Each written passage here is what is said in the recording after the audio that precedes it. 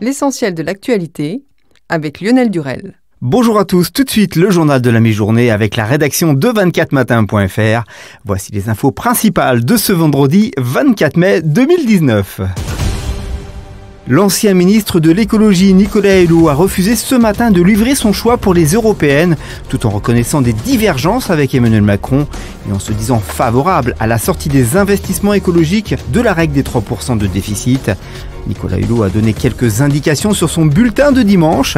D'abord, il ne votera pas contre l'Europe. Il faut avoir une grande exigence de l'Europe. Il ne faut pas voir seulement ce que l'Europe ne nous a pas apporté, a-t-il dit. Semblant a priori exclure la France insoumise, eurosceptique, alors qu'il avait voté pour Jean-Luc Mélenchon en 2012. La première ministre britannique Theresa May a annoncé ce vendredi sa démission suite à son échec à faire adopter son plan de retrait de l'Union européenne. La voix étranglée par l'émotion, Theresa May a précisé qu'elle démissionnerait de ses fonctions de chef du Parti conservateur et donc de chef du gouvernement le 7 juin. Dans une allocution, elle a exprimé au bord des larmes un profond regret de ne pas avoir été capable de mettre en œuvre le Brexit. Cet accident va très certainement relancer le débat sur la place des trottinettes électriques en ville. Lundi à Paris, une mère de famille a été percutée par le pilote d'une trottinette électrique, éjectant ainsi sa fillette de 7 semaines qu'elle transportait dans son porte-bébé ventral. Le choc a été tel que son enfant a été projeté par terre. L'enfant a depuis été hospitalisé. Pour le père présent lors de l'accident, la responsabilité d'accident incombe au conducteur de la trottinette. Cette trottinette remontait une rue en sens interdit alors qu'il n'y a même pas de double sens. C'est hallucinant, a lancé Arnaud, qui entend déposer plainte contre la ville de Paris. La semaine dernière, en Haute-Garonne, une fillette de 7 ans a composé le numéro des secours pour sauver son père qui venait de perdre connaissance alors qu'il se trouvait seul avec cette dernière.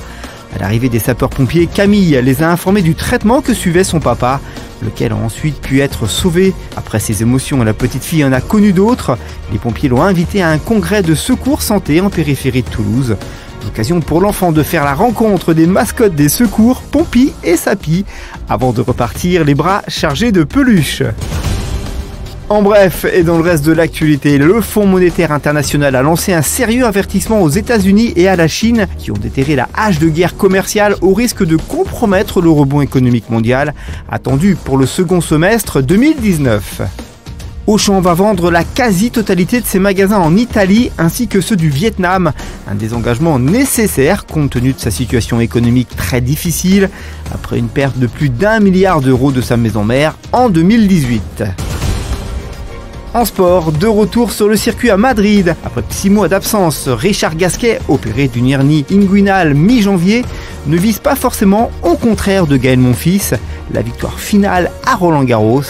C'est toujours un grand plaisir de jouer à Roland-Garros, même si je n'ai pas les objectifs que je pouvais avoir les années précédentes, a admis sur Europe 1 le 36e joueur mondial, qui a néanmoins fait une promesse, je vais faire le maximum. Alors que les rumeurs bruissent de toutes parts au sujet de Neymar et surtout de Kylian Mbappé, Thomas Tuchel assure être prêt à faire face à un éventuel départ de l'un de ses joueurs vedettes. Si vous le demandez à moi, l'entraîneur, oui, je veux qu'ils soient tous les deux ici la saison prochaine, tout en affirmant être prêt à se préparer au pire, mais si ce n'est pas le cas, on trouvera des solutions, a assuré l'entraîneur du PSG. L'actualité du divertissement, il y a 2 ans, un passage polémique à caractère homophobe, diffusé dans Radio Baba sur C8, avait valu à Cyril Hanouna une amende de 3 millions d'euros par le CSA et beaucoup de critiques dans la presse.